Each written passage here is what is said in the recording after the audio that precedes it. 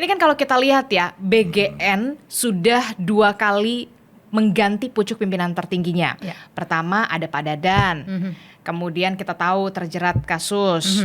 Kedua ada Bu Nani Esdeyang yang akhirnya mengundurkan diri karena dengan alasan kesehatan, dan yang terbaru adalah Mas Sudaryono. Pak Sudaryono yang ditunjuk, dilantik oleh Presiden Prabowo Subianto untuk bisa mengelola makan bergizi gratis yang kita tahu merupakan program prioritas dari Presiden Prabowo Subianto. Cukupkah dengan penggantian kepala BGN yang baru ini bisa memperbaiki MBG ke depannya? Ya, kami dari MBG Watch menganggap bahwa tidak akan ada perubahan yang berarti, Mbak Adisti. Tidak ada perubahan yang Tidak berarti? akan ada perubahan yang berarti. Kenapa? Selama krisis sistemiknya tidak diatasi. Jadi kita melihat ini gonta-ganti pengurus, sementara programnya sendiri yang sebenarnya maaf kalau saya berkata ini bukan program tapi ini proyek.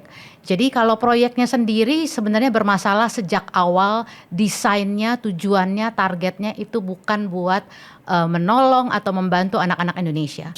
Jadi menurut kami gonta-ganti pucuk pimpinan ini tidak akan berdampak apapun. Karena sekali lagi ada banyak konflik kepentingan yang masih dilestarikan di dalam setiap pucuk pimpinan BGN saat ini. Nah, Sudaryono ini kan sendiri orang Gerindra. Dia orang Gerindra, orang dekat Prabowo Subianto. Kemudian beliau ini tidak punya kepakaran public health. Tidak punya kepakaran gizi. Jadi kami melihat di sini urgensinya apa ya, mengganti Nani Esdeyang dengan Sudaryono. Karena sebenarnya sejak kepemimpinan Dadan juga masalahnya tetap sama dan berulang. Yaitu tata kelola yang buruk, pengadaan dan penganggaran yang melanggar undang-undang dan melanggar konstitusi. 20% dari APBN harusnya buat pendidikan. Jadi kami melihat akan sama saja kalau tidak ada perubahan mendasar secara sistem. Kalau tidak ada perubahan mendasar secara bagaimana harusnya pemberian makan bergizi gratis untuk siswa di seluruh Indonesia dilakukan. Yaitu secara lokal, melibatkan komunitas dan pihak-pihak terkait, stakeholder yang sampai saat ini juga tidak diajak. Oke, jadi kalau menurut Mbak Anet tidak akan ada perubahan yang terlalu signifikan? Ya, betul. Belum. Oke, nah bagaimana nih Mas Hariko dari Bakom, dari pihak Istana menjawab keraguan dari Mbak Anet ini? Ya, terima kasih sekali pertama ke Mbak Anet dulu ya. Kami sangat mengapresiasi kritik-kritik dari MBG Watch ini. Yang pertama mengenai Mas Sudaryono. Mas Sudaryono ini anak petani, jadi dia punya kepekaan batin yang sangat kuat ya terhadap masalah masyarakat. Kemudian beliau ini lulusan Jepang, kemudian doktor di IPB, dia juga pakar pertanian, mantan wakil menteri pertanian, kemudian sangat memahami tujuan mulia dari makan bergizi gratis ini, kemudian juga sangat memahami visi dari Presiden Prabowo. Ada banyak sekali perbaikan dalam program makan bergizi gratis ini, setidaknya ada 5 ya. Yang pertama soal anggaran. Anggaran itu turun terus karena diefisiensikan. Dari 450 triliun ya di masa kampanye itu, kemudian turun menjadi 335 triliun, kemudian diefisiensikan lagi menjadi 268 triliun, sekarang 229 triliun. Ini juga karena kritik-kritik dari masyarakat, pengawasan dari DPR, kemudian evaluasi dari Presiden. Memang awalnya program makan bergizi gratis ini konsepnya itu universal.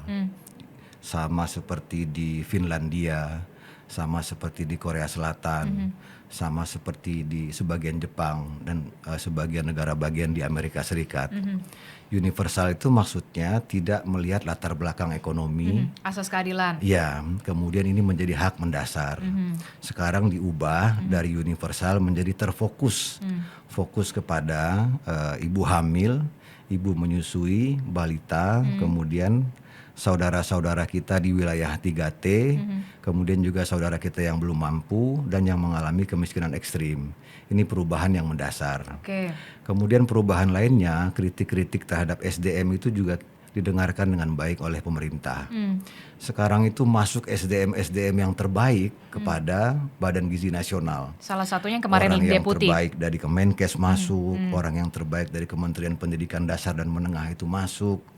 kemudian orang dari BPKP masuk, SDM terbaik dari Kementerian Keuangan masuk, dari Kejaksaan masuk. Ini kalau ibarat pertandingan bola ini ganti pemain semua ini. Ini betul-betul fresh gitu loh.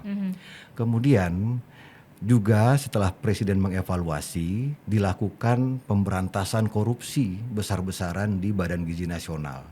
Saat ini itu sudah lebih kurang 7 orang yang diduga korupsi dan ditahan. Ya, ini kita baru 19 bulan, Mbak Adisti. Di Korea Selatan itu mulai makan bergizi itu tahun 2011. Baru di tahun keempat, di tahun 2015 itu ketahuan korupsinya.